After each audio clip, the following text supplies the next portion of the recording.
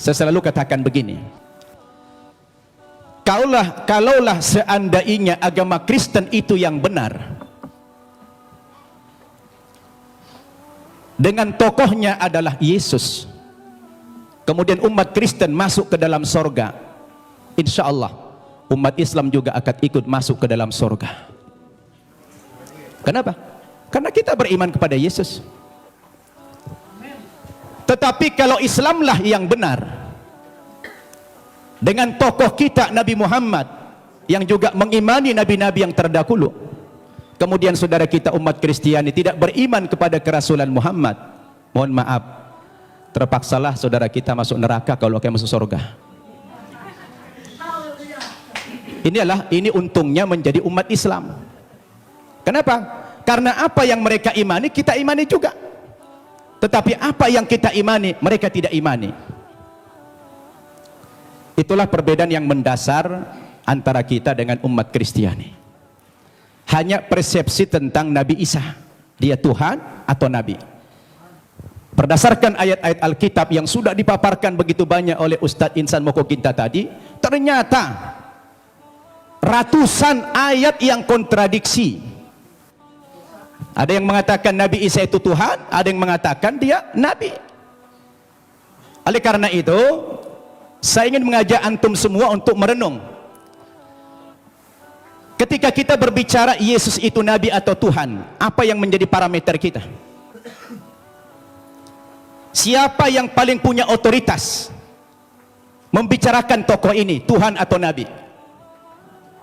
Menurut hemat saya, yang paling punya otoritas bukan pribadi-pribadi, bukan manusia, bukan pendeta, bukan ustadz, tetapi yang paling punya otoritas membicarakan tokoh ini mestinya adalah sumber agama itu sendiri, yaitu Alkitab atau Al-Quran. Betul tidak?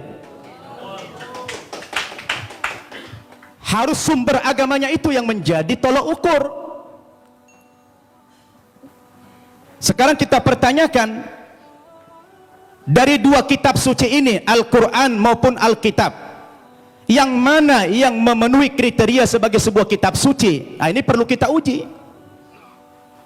Ini perlu kita uji. Kita capek bicara ngalur ngidul, mengangkat dalil-dalil. Kalau dalil itu tidak representatif, tidak rasional, saya pikir juga percuma. Sekarang kita harus bicara dari dua kitab suci ini. Kenapa dikatakan dia kitab suci? Coba Bapak Ibu saya tanya. Ada buku? Coba ada buku? Coba buku. Ya, itu aja, taruh, minjam dulu. Ya. Bapak Ibu saya tanya. Ini kata lainnya apa? Kitab suci. Oke. Ini apa namanya? Buku. Buku kan? Bapak Ibu saya tanya, ini sama ini bahan bakunya sama tidak? Sama-sama apa? Sama-sama kertas. Kenapa dalam penamaan jadi beda? Yang ini dikatakan kitab suci, yang ini dikatakan buku. Kenapa jadi beda namanya? Padahal bahan bakunya sama-sama kertas. Yang membedakan apanya? Ternyata yang membedakan kontennya, isinya. Dia dikatakan kitab suci karena memuat firman-firman Tuhan Zat yang Maha Suci. Kenapa dikatakan ini buku? Karena dia adalah buatan manusia dan manusia tidak ada yang suci. Betul tidak? Sekarang mari kita uji. Kalau kita sepakat apa yang membedakan buku dengan kitab suci adalah terletak pada kontennya. Kalau kitab suci itu adalah memuat firman-firman Tuhan. Ketika kita uji Bapak Ibu, 5 kriteria minimal kalau kita ingin menguji apakah kitab suci itu benar apa tidak.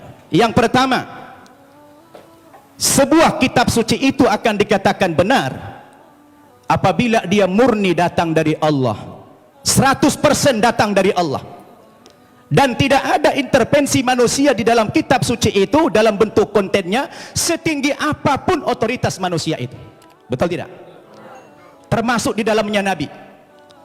Makanya kalau kita baca Al-Quran, ini 100% firman Tuhan. Tidak ada perkataan Nabi Muhammad di sini.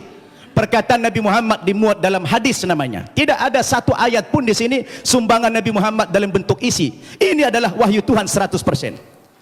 Akan berbeda kalau kita baca ini Alkitab, di sini sudah tercampur, di sini ada perkataan Tuhan, di sini ada perkataan Nabi, di sini ada perkataan Rasul Paulus, di sini ada perkataan murid-muridnya, tercampur. Lalu di mana letak kesuciannya yang dikatakan kriteria kitab suci itulah murni datang dari Tuhan? Itu satu. Yang kedua, kriteria kitab suci itu dikatakan benar apa tidak? Apabila kitab suci itu ditulis pada zaman kitab suci itu datang, yang diterima oleh Nabi yang menerima kitab suci tersebut. Saya tanya, Al-Quran kapan ditulis? Ketika Nabi Muhammad masih hidup. Dia suruh sahabat menulis Al-Quran. Karena dia tidak bisa membaca, tidak tahu menulis, dia minta bantuan sahabat, sahabat menulis. Dan dia hidup sezaman dengan Nabi. Begitu selesai ditulis oleh sahabat, dikonfirmasi tulisan dengan bacaan Nabi, sama apa tidak, di cross check supaya tidak terjadi manipulasi. Kenapa? Karena kitab suci itu jadi pedoman. Sekarang Alkitab kita tanya, kapan ditulis? Lalu siapa tokoh yang menerima Alkitab? Alkitab ditulis bukan pada zaman Nabi Isa masih hidup, tapi sudah sekian puluh tahun, bahkan sekian ratus tahun Yesus sudah tidak ada di dunia ini, baru ada pembukuan Alkitab. Terus bagaimana seorang penulis akan mengkonfirmasi kepada yang menerima wahyu itu? Maka kemungkinan terjadi manipulasi sangat mungkin. Sebab yang namanya wahyu itu haruslah dari Tuhan, tidak boleh dari rekayasa atau karangan manusia. Betul tidak?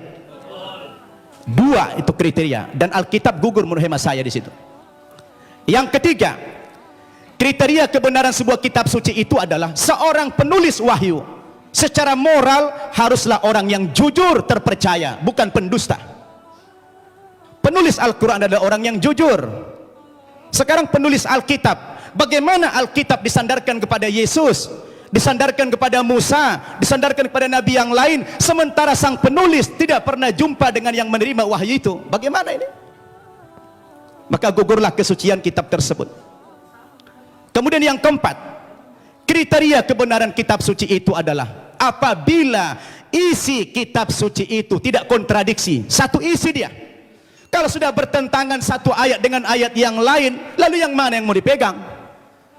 Masa Tuhan menurunkan tuntunan pedoman hidup bagi manusia, tapi manusianya malah bingung. Yang ini mengatakan Yesus Tuhan, yang ini mengatakan Nabi. Loh, yang mana mau diikutin? Ternyata kalau kita baca Alkitab sendiri, tidak pernah kata-kata dari Yesus yang muncul pengakuan bahwa dia adalah Tuhan.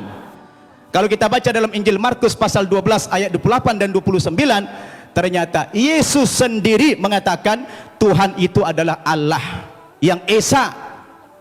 Itu ada dalam Alkitab yang sudah dibaca oleh Pak Insan tadi. Lalu siapa yang mengatakan Yesus Tuhan? Itu Paulus ternyata. Yang mengatakan dia Tuhan itu Paulus, bukan Yesus. Semestinya Yesuslah yang lebih berhak mengatakan kalau dia Tuhan. Rupanya kita baca dalam Alkitab, saya tidak tahu Pak Tampu Bolon sudah baca belum itu. Ya, kalau kita baca dalam Alkitab, ternyata yang mengatakan dia Tuhan itu adalah Paulus. Dalilnya di mana? Dalam Kisah Para Rasul pasal 2 ayat 36. Ya, Kisah Para Rasul pasal 2 36. Apa kata Paulus? Jadi seluruh kaum Israel harus tahu dengan pasti bahwa Allah telah membuat Yesus yang kamu salibkan itu menjadi Tuhan dan Kristus. Coba. Ya, siapa yang mengatakan Yesus Tuhan? Paulus. Kemudian dalam kitab Filipi pasal 2 ayat 11, dan segala lidah mengaku Yesus Kristus adalah Tuhan bagi kemuliaan Allah Bapa. Nah, dia yang mengatakan itu Paulus. Sekarang timbul pertanyaan, Paulus itu siapa? Paulus itu bukan muridnya Yesus, bukan sahabatnya Yesus, bukan pengikut Yesus, tapi Paulus itu adalah musuhnya Yesus. Nah, ini dia. Dan saya baca dalam Alkitab, ternyata aktor pendiri agama Kristen itu memang bukan Yesus. Yesus tidak pernah membawa agama Kristen. Yang mengatakan kata-kata Kristen itu adalah Paulus dalam Kisah Para Rasul pasal 11 ayat 25. Ketika dia mengajar di Antioquia lah pertama kali murid-murid itu dipanggil sebagai Kristen. Kristen artinya pengikut Kristus. Kristus artinya adalah juru selamat atau Al-Masih dalam Islam. Jadi Bapak Ibu yang saya muliakan, ini yang perlu kita jadikan sebagai alat ukur apakah yes Tuhan atau tidak. Kalau sudah kembali kepada Alkitab, saya pikir jelas semuanya. Maka kembali kepada kriteria yang tadi, apa kriteria kebenaran sebuah kitab suci?